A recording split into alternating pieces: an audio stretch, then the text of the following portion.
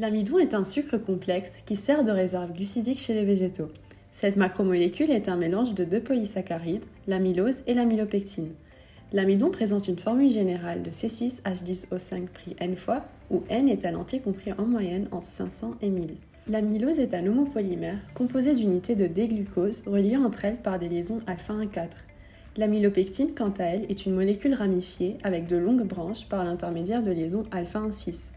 On obtient alors notre molécule d'amidon formée par l'association de ces deux polymères. Les unités de D-glucose se lient entre elles par des liaisons alpha-1,4 pour former différentes chaînes qui se lient ensuite entre elles par des liaisons alpha-1,6, ce qui donne l'aspect ramifié à notre molécule d'amidon. Pour illustrer la digestion de l'amidon, prenons l'exemple de la pâte. Le processus digestif comprend plusieurs étapes, avec tout d'abord l'ingestion des pâtes contenant notre molécule d'amidon. La digestion commence au niveau de la cavité buccale avec l'action de l'alpha-amylase salivaire sécrétée par les glandes salivaires. Ces endoglycosidases viennent hydrolyser seulement les liaisons alpha-1,4 glycosidiques de l'amylopectine afin de former des maltoses, des glucoses et des dextrines alpha-limites. Elle hydrolyse aussi l'amylose avec la formation de polysaccharides plus simples tels que le glucose et le maltose. Ensuite, nous avons la propulsion des aliments par le péristaltisme. Les produits des alpha-amylases passent par l'œsophage, l'estomac, où l'amylase est inactive à cause du pH acide, puis le duodénum appartenant à l'intestin grêle. Le duodénum reçoit des sécrétions pancréatiques contenant notamment l'alpha-amylase pancréatique, qui est la principale enzyme de la digestion des glucides. Elle aura donc le même rôle que l'amylase salivaire. Les produits des réactions des alpha-amylases se déplacent vers la bordure ambrose des entérocytes où des enzymes sont fabriquées. Nous retrouvons l'alpha-dextrinase qui est une enzyme permettant l'hydrolyse des liaisons alpha-1,6 des dextrines alpha-limites formant des maltotrioses, des maltoses et des glucoses. Ainsi, il reste seulement les liaisons alpha-1,4 qui seront prises en charge par des maltases afin de former des molécules de glucose.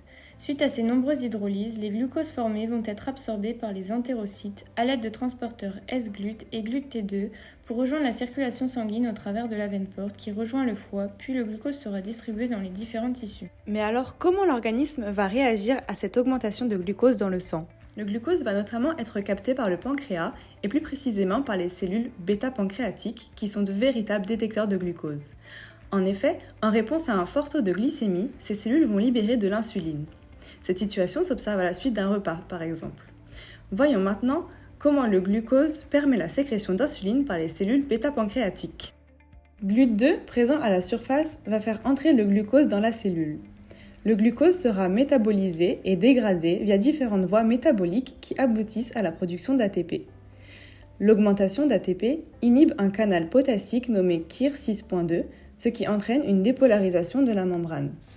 Ce changement de potentiel active les canaux calciques faisant entrer le calcium dans la cellule. L'augmentation du calcium en intracellulaire va permettre la fusion des vésicules de stockage de l'insuline avec la membrane plasmique.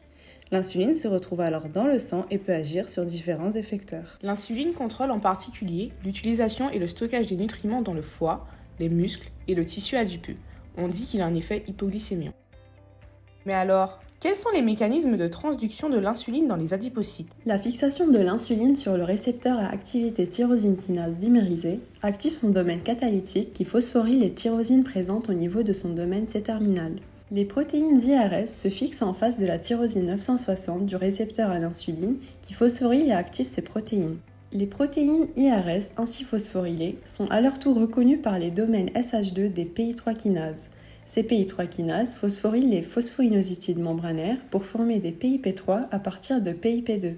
La protéine kinase AKT, grâce à son domaine pH, reconnaît les phosphoinositides membranaires et s'active par phosphorylation pour à son tour phosphoryler et activer la protéine kinase PKC.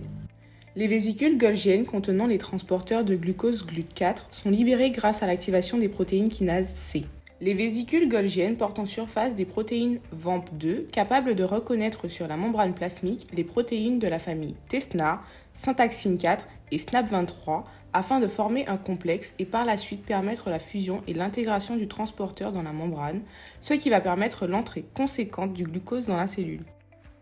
Puis, le glucose sera métabolisé en glycérol pour finalement se combiner aux acides gras et ainsi former des triglycérides, la forme de stockage des graisses dans les adipocytes.